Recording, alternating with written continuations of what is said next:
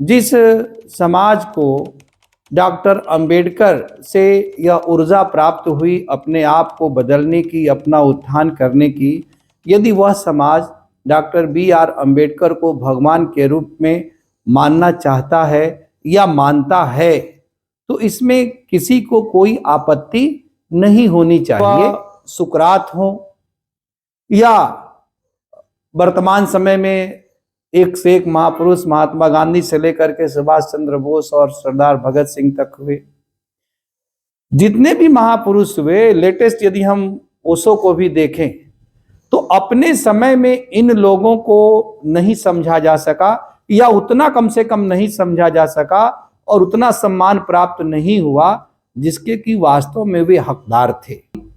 संविधान पर चर्चा हो और डॉक्टर बी.आर. अंबेडकर का जिक्र न हो, यह तो ठीक वैसे ही है जैसे चांद पर चर्चा हो और चांद की शीतल किरणों की बात न हो। बॉम्बे यूनिवर्सिटी, कोलंबिया, अमेरिका में जाकर के कोलंबिया यूनिवर्सिटी, फिर लंदन स्कूल ऑफ इकोनॉमिक्स, फिर भारत में आकर के उस्मानिया यूनिवर्सिटी, अलीगढ़ यूनिवर्सिटी, और फिर BHU, बनारस हिंदू यूनिवर्सिटी, इन सब से न जाने कितनी उपाधियां उन्होंने प्राप्त की। नमस्कार दोस्तों, एक्सलेंट IAS एकेडमी के YouTube चैनल पर आज हम एक बहुत ही ज्वलंत विषय पर चर्चा करने जा रहे हैं। सुप्रसिद्ध लेखक, विचारक, चिंतक और साहित्यकार सच्चिदानंद हीरानंद वात्स्यायन अज्ञे ने अपने एक उपन्यास में लिखा है कि मनुष्य अपने भगवान स्वयं गढ़ता है। तो निश्चित रूप से हम क्या इस बात को सही मान सकते हैं कि मनुष्य ने अपने भगवान को स्वयं बनाया है? क्योंकि परंपरागत अवधारणा तो यही महसूस होती है और लोग मानते आ रहे हैं कि ईश्वर परम पिता परमेश्वर है और ईश्वर ने ही इस सृष्टि के सर्जक के रूप में हम सभी को बनाया है, ना कि हमने अपने स्वयं के भगवान को बनाया है। लेकिन कितने लोग तो ऐसे भी हैं जो मानते ही नहीं कि संसार में भगवान नाम की कोई चीज है, ईश्वर का कोई अस्तित्व है।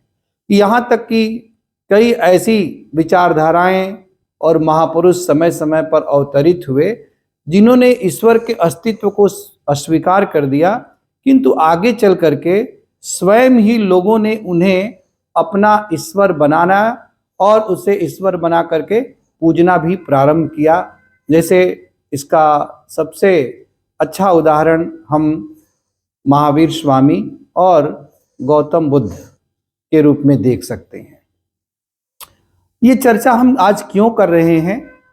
इसका कारण ये है कि अभी डॉक्टर बी.आर. अंबेडकर को केंद्र में रख करके पूरे देश में एक बहस छिड़ी हुई है और हर कोई डॉक्टर अंबेडकर को अपने मोहरे की तरह से इस्तेमाल कर रहा है, जो कि अत्यंत दुर्भाग्यजनक है। Doctor B R. अंबेडकर अपने समय के बहुत महान विद्वान और उतने ही बड़े समाज सुधारक थे और जनता में इस प्रकार की जागरूकता उत्पन्न करके जनता को एक नई चेतना से संपन्न करने वाले महापुरुष के रूप में थे। ऐसे में जिस समाज को डॉक्टर अंबेडकर से यह ऊर्जा प्राप्त हुई अपने आप को बदलने की, अपना उत्थान करने की, यदि वह समाज डॉक्टर बी.आर. अंबेडकर को भगवान के रूप में मानना चाहता है या मानता है, तो इसमें किसी को कोई आपत्ति नहीं होनी चाहिए।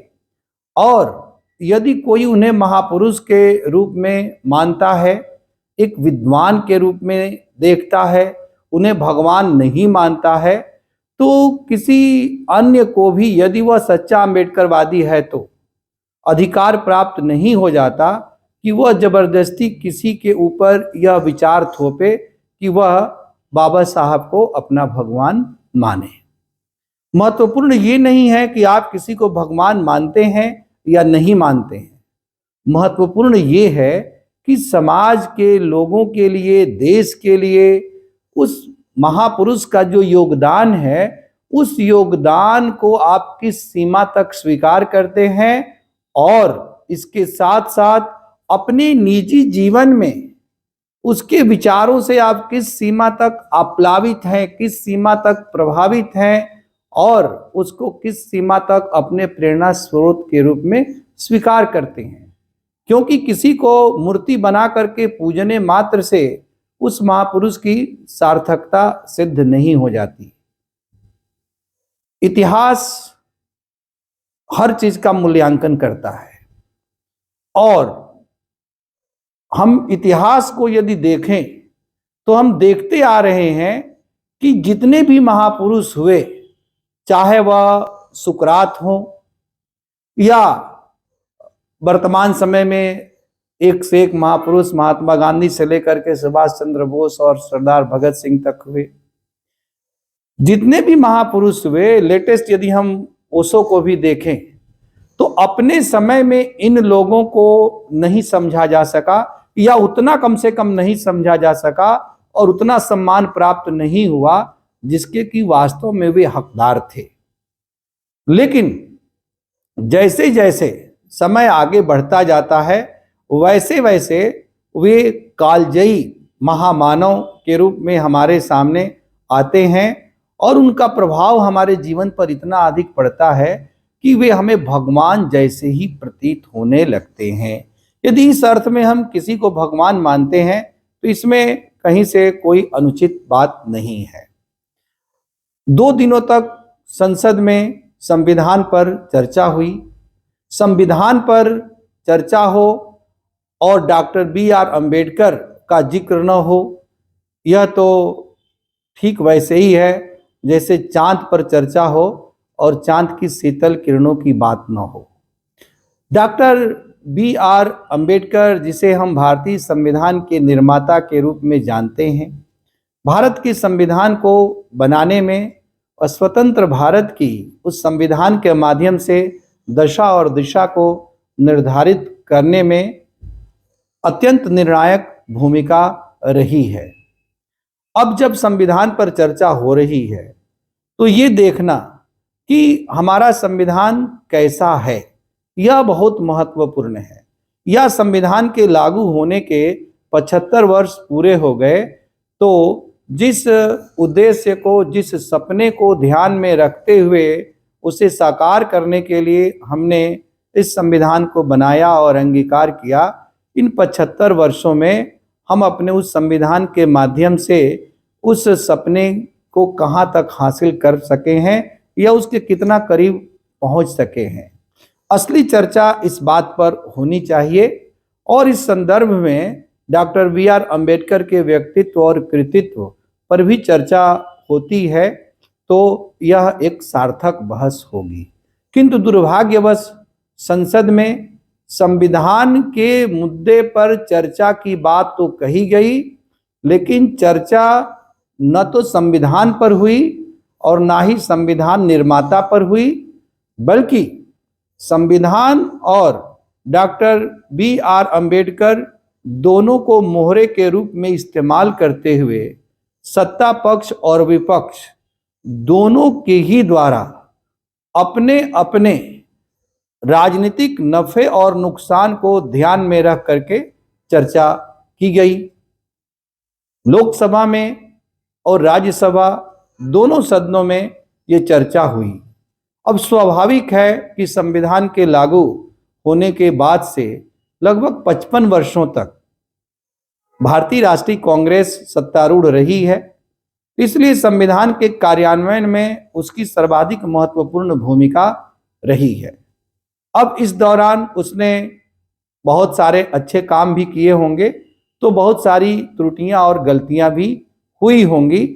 यही कारण है कि वर्तमान सत्तारूढ़ दल और सरकार के द्वारा सदन में चर्चा के दौरान कांग्रेस की बखिया उधेड़ने में कोई कोताही नहीं की गई और ये बताया गया कि कैसे संविधान का चीरहरण करने में कांग्रेस की सरकारों ने कोई कोताही नहीं की और उसके अंतर्गत चाहे पंडित जवाहरलाल नेहरू हो या श्रीमती इंदिरा गांधी हो या उसके बाद राजीव गांधी और नरसिम्हा राव और मनमोहन सिंह की सरकारें हो, सभी ने अपने अपने फायदे के लिए संविधान का चीरहरण करने का प्रयास किया और बड़े ही प्रामाणिक तथ्यों के साथ इस बात को रखने का प्रयास सत्तारूढ़ दल के द्वारा किया गया। राज्यसभा में भी इसी प्रकार की चर्चा हो रही थी और गृह मंत्री अमित शाह ने अपने चर्चा के दौरान एक ऐसा वाक्य बोल दिया जिसने इस पूरे मुद्दे को ही एक अलग ही दिशा में भटका दिया, क्योंकि उन्होंने भावावेश में आकर के यह कह दिया कि एक फैशन हो गया है अंबेडकर अंबेडकर अंबेडकर अंबेडकर का नाम लेना। यदि इतना भगवान का नाम लेते तो 7 जन्मों तक स्वर्ग प्राप्त हो जाता। अब स्वाभाविक है कि हर आदमी की अपनी एक सोच होती है, हर आदमी की अपनी एक मन स्थिति होती है और हम किसी को विवश नहीं कर सकते कि तुम किसको भगवान मानो और किसको भगवान न मानो। डॉक्टर अंबेडकर निश्चित रूप से अपने समय के सबसे विद्वान और मनीषी व्यक्ति थे और अन्याय कहीं पर भी हो उस अन्याय के विरोधी थे, क्योंकि उन्होंने अपने निजी जीवन में छात्र जीवन से ही इस प्रकार के अन्याय का सामना किया और कानून का ज्ञाता होने के नाते उन्होंने संवैधानिक और कानूनी तरीके से इस अन्याय को दूर करने का प्रयास किया और आने वाली पीढ़ियों को इस प्रकार के अन्याय का सामना न करना पड़े, इसके लिए भारतीय संविधान निर्मात्री सभा के प्रारूप समिति के अध्यक्ष के रूप में उन्होंने संविधान के प्रारूप को निर्धारित किया। इसलिए डॉक्टर बी.आर. अंबेडकर के योगदान को किसी भी दृष्टि से कमतर नहीं आंका जा सकता और ये उतना ही निर्विवाद रूप से सत्य है कि डॉक्टर बी.आर. अंबेडकर के जीवन काल के दौरान ही उनके योगदान को भारत की आज़ादी के बाद जो उस समय सत्तारूढ़ सरकार थी उसने उतना महत्व नहीं दिया, यहाँ तक कि डॉक्टर बी.आर. अंबेडकर को खिन्न होकर के भारत के विधि मंत्री के पद से त्याग पत्र भी देना पड़ा। लेकिन ये कहा जाता है कि अमरत्व शरीर में नहीं होता है, अमरत्व हमारे विचारों में होता है। नश्वर शरीर भगवान राम और भगवान कृष्ण भी मानवावतार में पृथ्वी पर आए तो उन्हें अपना नश्वर शरीर त्याग करके यहां से जाना पड़ा, लेकिन वे अमर हैं। इसी तरह से कोई व्यक्ति भी अमर हो सकता है, अपने शरीर से नहीं, अपने विचारों से। और ऐसे ही महापुरुषों को हम कालजयी कहते हैं। Doctor B R. अंबेडकर अपने विचारों से अमर हैं और इसीलिए वे कालजयी हैं, इसमें कोई शक नहीं।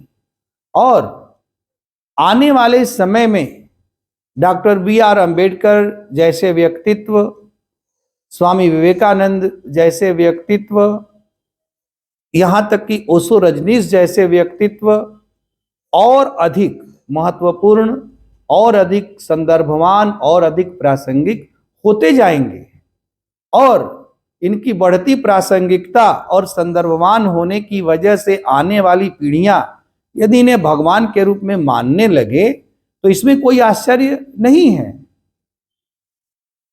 गौतम बुद्ध ने अपने समय में समाज में धर्म के नाम पर या किसी भी रूप में जो रूढ़ियां और अंधविश्वास और शोषण व्याप्त था उसके विरुद्ध उन्होंने आवाज उठाई और धार्मिक आवरण में एक प्रकार की उन्होंने सामाजिक क्रांति कर दी।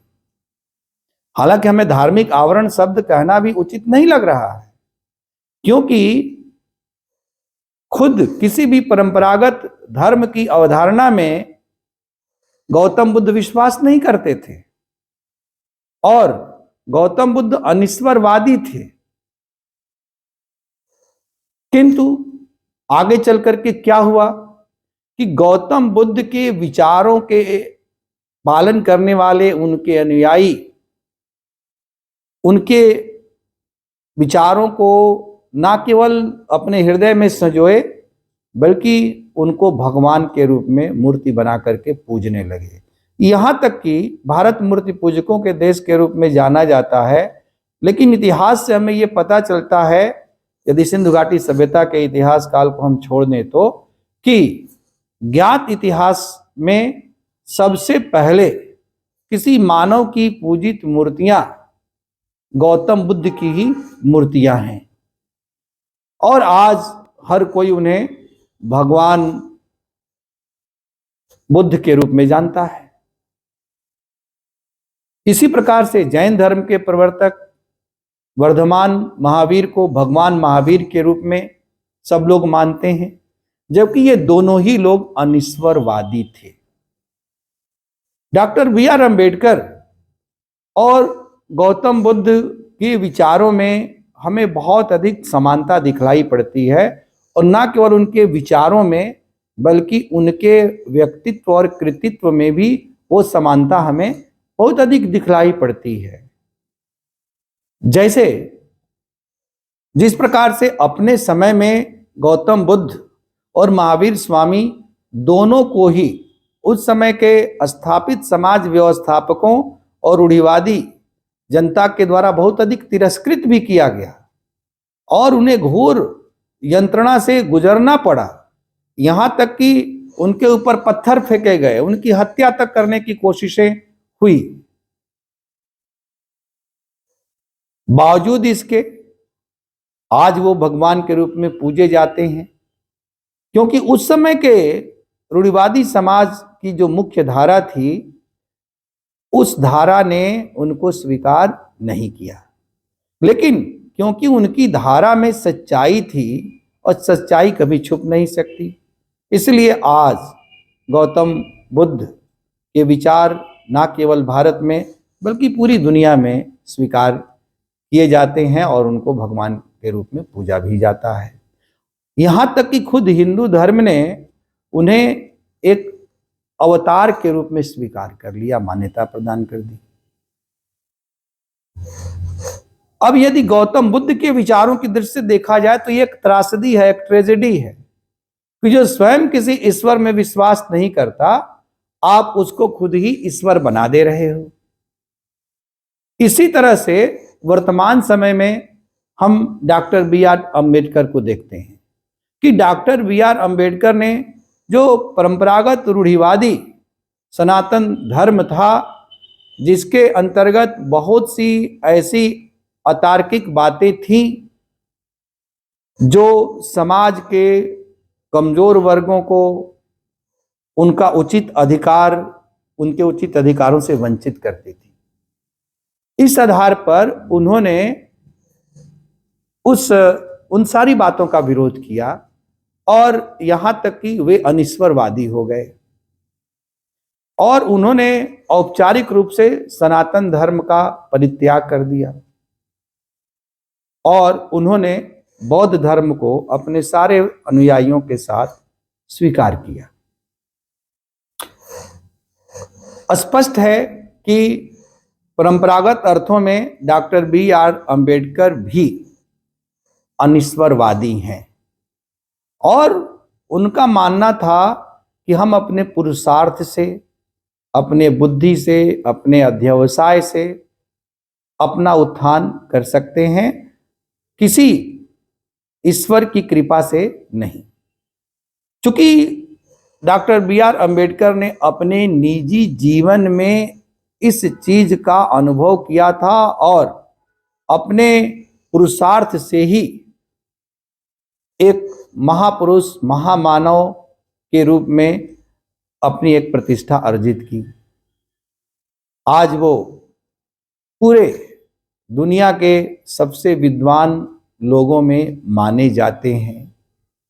एक अत्यंत सामान्य पृष्ठभूमि या कहें कि सामान्य से भी, जिसको दलित ही कहा गया, डिप्रेस्ड क्लास, उससे ऊपर उठ करके बॉम्बे यूनिवर्सिटी, कोलंबिया, अमेरिका में जाकर के कोलंबिया यूनिवर्सिटी, फिर लंदन स्कूल ऑफ इकोनॉमिक्स, फिर भारत में आकर के उस्मानिया यूनिवर्सिटी, अलीगढ़ यूनिवर्सिटी, और फिर BHU, बनारस हिंदू यूनिवर्सिटी, इन सब से न जाने कितनी उपाधियां उन्होंने प्राप्त की। और विश्व के सर्वाधिक पढ़े लिखे विद्वान लोगों में गूगल भी उनको मानता है। तो ये अपने आप में एक अजूबा है, एक आश्चर्य है। हम भगवान किसको मानते हैं? जिसमें चमत्कारिक अलौकिक शक्तियां होती हैं उसको हम भगवान मानने लगते हैं। तो निश्चित रूप से जिस पृष्ठभूमि से ऊपर उठ करके जिस तरह की भूमिका अपने जीवन काल में ही डॉक्टर अंबेडकर ने निभाई, यदि लोगों ने महात्मा गांधी को इन्हीं सब चीजों के लिए महात्मा नाम दे दिया, तो डॉक्टर BR अंबेडकर को भी महात्मा या भगवान कहने में कोई बुराई नहीं है, वो इसके हकदार हैं। बस यही है कि इससे होता क्या है, और ये चीज किसी के ऊपर थोपना नहीं चाहिए। ये अंदर का भाव है, ये अंदर का भाव उत्पन्न हो कोई भी व्यक्ति मानता है। इसका किसी जाति से या धर्म से कोई संबंध नहीं है। लेकिन दुर्भाग्य की बात यह है कि चाहे वह किसी भी राजनीतिक दल के चर्चा के विमर्श के केंद्र में आए, हर राजनीतिक दल अपनी राजनीतिक रोटी सेकने के लिए अंबेडकर के नाम को भुनाने की कोशिश करता है। अंबेडकर के प्रति वैचारिक प्रतिबद्धता हमें किसी भी राजनीतिक दल और नेता में दिखलाई नहीं पड़ती है।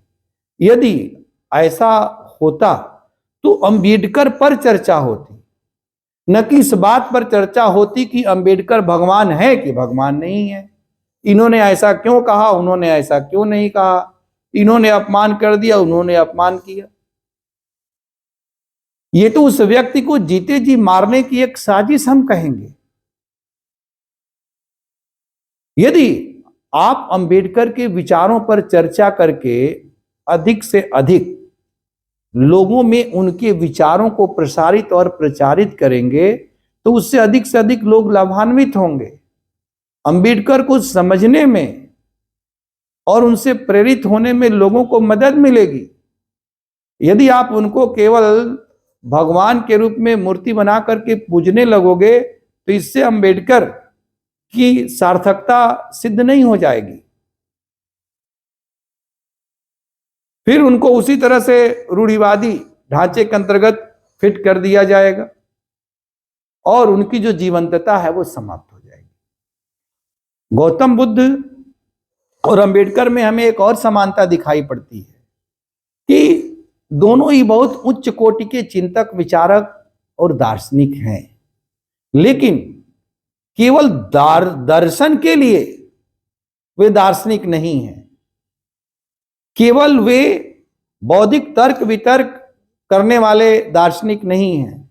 ईश्वर है या नहीं है, इस प्रकार के अस्ति नास्ति में अपना वाग विलास नहीं करते, बल्कि गौतम बुद्ध ने भी अपने विचारों के आधार पर समाज का नेतृत्व करते हुए समाज को एक नई दिशा देने का काम किया, एक पथ प्रदर्शक का काम किया। वे पैगंबर नहीं हैं, वे किसी का पैगाम पहुंचाने वाले नहीं हैं गौतम बुद्ध, बल्कि उनके विचार ओरिजिनल हैं। यदि भगवान मानना ही है तो वो स्वयं में भगवान है। इसी तरह से डॉक्टर BR अंबेडकर हैं। BR अंबेडकर के अपने खुद के विचार हैं, उनका अपना खुद का चिंतन है, उनकी अपनी स्वयं की अपनी एक सोच है, एक चिंतन धारा है, जिसमें हम बहुत अधिक मौलिकता पाते हैं। और वे एक मूर्ति भंजक की तरह से वैचारिक आधार पर बनी बनाई वैचारिक मूर्तियों और रूढ़ियों और अंधविश्वासों को तोड़ने वाले व्यक्तित्व के रूप में प्रतीत होते हैं। और अपने इन विचारों को उन्होंने न केवल स्वयं को बदलने, बल्कि अपने पूरे समाज को, और अपने समाज नहीं बल्कि पूरे भारतीय समाज को बदलने के लिए इस्तेमाल किया। ये दुर्भाग्य की बात है कि डॉक्टर अंबेडकर को बहुत सारे लोग दलितों का नेता मानते हैं। गलत है, वे मानवता के नेता हैं। मानवता का कहीं पर भी उत्पीड़न हो, मानवता के प्रति अन्याय हो, तो कोई भी न्यायप्रिय व्यक्ति खामोश नहीं रह सकता। अब ये एक संयोग है कि डॉक्टर अंबेडकर स्वयं उस वर्ग में उत्पन्न हुए जिन्हें इस प्रकार के अन्याय का, सामाजिक विषमता का सामना करना पड़ा, इसलिए उन्हें अपने वर्ग से जोड़ करके देखा जाता है। नहीं तो यदि व्यापक संदर्भ में देखा जाए तो उन्होंने पूरे हिंदू समाज की सड़ी गली परंपराओं को पूरी तरह से छिन्न भिन्न करके उसे एक नई ऊर्जा से लबरेज करने का काम किया। इसके लिए संपूर्ण हिंदू समाज और भारतीय समाज, सनातन समाज, उनका ऋणी रहेगा और ऋणी होना भी चाहिए। मैं व्यक्तिगत रूप से डॉक्टर बी.आर. अंबेडकर को कभी भी केवल दलित समुदाय का नेता नहीं मानता। वे एक राष्ट्रीय नेता हैं और उनका व्यक्तित्व उतना ही विराट है। दुर्भाग्य से राजनीतिक दलों के द्वारा अपने अपने वोट बैंक को ध्यान में रखते हुए उनके विचारों को टुकड़ों टुकड़ों में अपनाया जाता है। जैसे जब वोट बैंक की बात आती है तो डॉक्टर अंबेडकर के कुछ विचारों को बड़ी आसानी से छोड़ दिया जाता है। डॉक्टर अंबेडकर को पूर्णता में राजनीतिक दल स्वीकार नहीं करते। डॉक्टर अंबेडकर ने स्पष्ट रूप से अपनी पुस्तकों में उल्लेख किया है, हमने अपने पहले के एक वीडियो में भारत के विभाजन के संदर्भ में उन सब का जिक्र किया हुआ है। उन्होंने कहा था कि मुस्लिम कभी भी राष्ट्रवाद को स्वीकार नहीं कर सकते, क्योंकि इस्लाम की विचारधारा में पैन इस्लामिज्म की संकल्पना है। इसलिए इस देश को यदि धर्म के आधार पर विभाजित किया जा रहा है तो फिर सही बात यह है कि सभी मुस्लिम लोगों को उस देश में जाना चाहिए जिस देश को धर्म के आधार पर विभाजित करके पाकिस्तान के रूप में वो बना रहे हैं। इसी प्रकार से संविधान में जम्मू कश्मीर के लिए अनुच्छेद 370 का प्रावधान किए जाने के डॉक्टर बी.आर. अंबेडकर स्पष्ट रूप से विरोधी थे। इन बातों को कभी भी कोई राजनीतिक दल जिक्र नहीं करता है, क्योंकि जय भीम जय मीम का नारा लगाने वालों को डॉक्टर अंबेडकर के इस प्रकार के जो विचार हैं वो सूट नहीं करते हैं। या कोई भी राजनीतिक दल हो जो समुदाय विशेष के तुष्टीकरण के माध्यम से अपनी राजनीति करना चाहता है, डॉक्टर अंबेडकर के इस प्रकार के विचार जो निरपेक्ष और निष्पक्ष विचार हैं उसको सूट नहीं करते हैं। इसलिए मीठा मीठा गप गप, तीखा तीखा थू थू वाली अप्रोच के साथ ये लोग डॉक्टर अंबेडकर को टुकड़ों में अपनाते हैं। जरूरत है डॉक्टर अंबेडकर को पूर्णता में अपनाने की। और मेरा ये दृढ़ विश्वास है कि जिस दिन डॉक्टर अंबेडकर के विचारों को निष्पक्ष रूप से उसकी मूल भावना और मूल आत्मा के साथ अपनाया जाए तो स्वतंत्र भारत की सभी समस्याओं का समाधान प्राप्त हो सकता है। केवल इस बड़ी बहस को, जो एक प्रासंगिक और सामयिक बहस थी, केवल इतने में सिमटा दिया गया कि डॉक्टर अंबेडकर को ऐसा क्यों कहा या वैसा क्यों कहा। हालांकि मेरा निजी रूप से ये मानना है कि अमित शाह को इस तरह से डॉक्टर अंबेडकर का उल्लेख बहुत हल्केपन के साथ नहीं करना चाहिए। यदि अंबेडकर का नाम लेना फैशन हो जाता है तो इसमें बुराई क्या है? डॉक्टर अंबेडकर इस देश के एक महापुरुष हैं। उनकी विचारधारा से इत्तेफाक रखने वाले लोग यदि फैशन के रूप में डॉक्टर अंबेडकर के व्यक्तित्व और कृतित्व को अपनाते हैं तो देश में कुछ सार्थक ही जुड़ेगा। हाँ, केवल चिल्लाने के लिए नहीं और केवल राजनीति करने के लिए नहीं, डॉक्टर अंबेडकर को हमें अपनाना होगा हृदय से, तब जाकर के हम सच्चे अंबेडकरवादी हो सकते हैं। धन्यवाद।